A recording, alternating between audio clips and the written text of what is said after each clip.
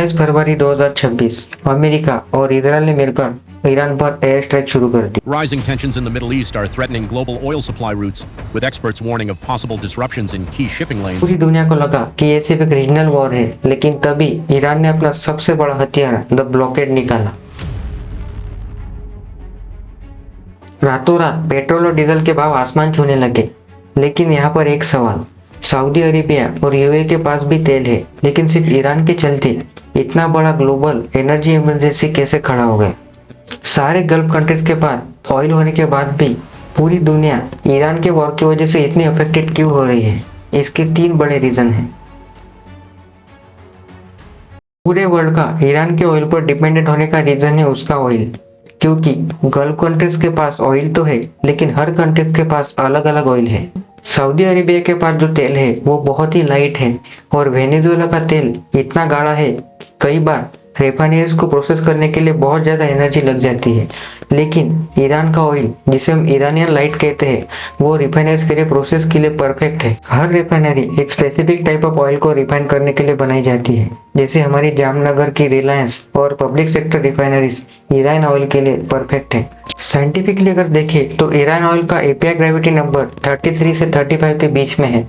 मतलब इसे प्रोसेस करने के बाद डीजल और एविएशन टर्बाइन फ्यूल बहुत ज़्यादा मात्रा में निकलते हैं, जो इंडिया जैसी डेवलपिंग कंट्रीज के लिए बहुत इंपॉर्टेंट है। इसी वजह से अगर हम ईरान के ऑयल का इनटेक अचानक से रोक दे और सऊदी से सुपर लाइट ऑयल लेने लगे, तो हमारे रिफाइनरीज की एफिशिएंसी 15 to 20% गिर जाएगी, और इसका रिजल्ट इंडिया पे डीजल बनाना और महंगा हो जाएगा, और इंडिया के इंपोर्ट बिल्स बिलियन डॉलर्स में बढ़ने लगेंगे। और इसी वजह से चाइना और इंडिया इतने सैंक्शंस के बाद भी ईरान का ऑयल खरीदने से पीछे नहीं हटते, क्योंकि ईरान ऑयल की केमिस्ट्री हमारे फेवर में है।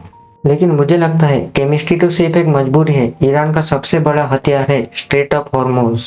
स्ट्रेट ऑफ हॉर्मुज सिर्फ 33 किलोमीटर चौड़ा है। मतलब अगर विजिबिलिटी अच्छी हो तो आप एक साइड पर खड़े होकर दूसरी साइड के बंदे को भी देख सकते हो। पूरी दुनिया का 20 से 25% तक का ऑयल ट्रेड और लगभग 20% लिक्विफाइड नेचुरल गैस का ट्रेड इसी स्ट्रेट ऑफ हॉर्मुज से लेकर गुजरता है। सारी गल्फ कंट्रीज जैसे सऊदी अरेबिया, कतार, इराक और कुवैत सारे अपना ऑयल एक्सपोर्ट इसी स्ट्रेट ऑफ हॉर्मुज से करते हैं। अब आपके मन में एक सवाल आता होगा कि और कोई रास्ता नहीं है? सऊदी अरेबिया और यूएई ने बिलियन डॉलर खर्च कर जो अंडरग्राउंड पाइपलाइन बनाई है, उससे सिर्फ 25% ही एक्सपोर्ट होता है। असल में 75% ऑयल स्ट्रेट ऑफ हॉर्मुज से ही जाता है। स्ट्रेट ऑफ हॉर्मुज खुलना जो कंट्रीज ऑयल को इंपोर्ट करती है उनके लिए इम्पोर्टेंट है ही, लेकिन जो कंट्रीज ऑयल को एक्सपोर्ट करती है उनके लिए भी इम्पोर्टेंट है। ज्योग्राफी और केमिस्ट्री तो ईरान के फेवर में है ही, लेकिन ईरान के ऑयल का स्ट्रॉन्ग होने का तीसरा रीजन है खर्ग island. Located some 25 kilometers or 15 खर्ग island एक छोटा सा आइलैंड है जो ईरान के मेन लैंड से 25 किलोमीटर दूर है, लेकिन ये सिर्फ दिखने में छोटा है। ईरान का 90% ऑयल एक्सपोर्ट इसी आइलैंड से होता है, और इस ऑयल की सबसे बड़ी खासियत है इसकी ऑयल स्टोरिंग कैपेबिलिटी। इस आइलैंड पर हर रोज 7 मिलियन बैरल ऑयल भी स्टोर किया जा सकता है, और यही इस आइलैंड की सबसे बड़ी कैपेबिलिटी है।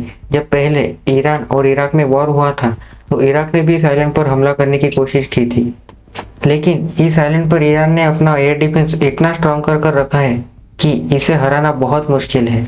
और यही वजह है कि बहुत सारी वेस्टर्न कंट्रीज भी इस आइलैंड को तबाह करने से डरती है, क्योंकि अगर इस आइलैंड को पूरी तरह से डिस्ट्रॉय कर दिया गया तो एशिया की ऑयल सप्लाई चेन में इतना बड़ा गैप पड़ेगा कि सऊदी अरेबिया और रशिया दोनों मिलकर भी इस गैप को फुल नहीं कर सकते। लेकिन ईरान अपना इतना अच्छा ऑयल आखिर बेचता कैसा है? क्योंकि यूएस ने तो ईरान पर सैंक्शन लगा रखे हैं।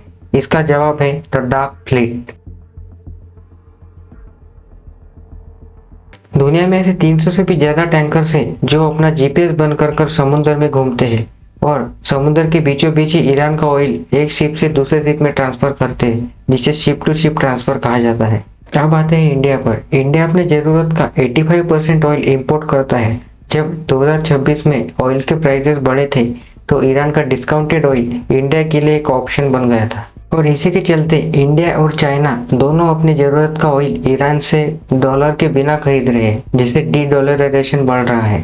इसीलिए ईरान सिर्फ एक नॉर्मल कंट्री नहीं बल्कि वर्ल्ड इकोनॉमी का वो ग्रे एरिया है जिस पर पूरी दुनिया डिपेंडेंट है। इसीलिए सारी दुनिया ईरान से ऑयल खरीदना चाहती है, क्योंकि ईरान के पास सिर्फ ऑयल नहीं बल्कि जियोग्राफी और केमिस्ट्री का भी बहुत बड़ा सपोर्ट है। इसीलिए ईरान को चाहे कितने भी सैंक्शंस लगा ले, अगर पूरी दुनिया को सस्ता तेल चाहिए तो ईरान के पास जाना ही पड़ेगा। इसीलिए ईरान पर चाहे कितने भी सैंक्शंस लग जाए, अगर दुनिया को सस्ता तेल चाहिए तो ईरान की इम्पोर्टेंस हमेशा बनी रहेगी। लेकिन फिर भी लॉन्ग टर्म में इंडिया को अपने ग्रीन हाइड्रोजन और इलेक्ट्रिकल एनर्जी पर काम करना ही पड़ेगा, क्योंकि अगर आगे जाकर ऐसी सिचुएशन आए तो हमारा कंट्रोल स्विच किसी और के हाथ में ना रहे। लेकिन आपको क्या लगता है, इंडिया को ईरान के ऑयल पर लॉन्ग टर्म के लिए डिपेंडेंट रहना चाहिए? कमेंट करके बताएं।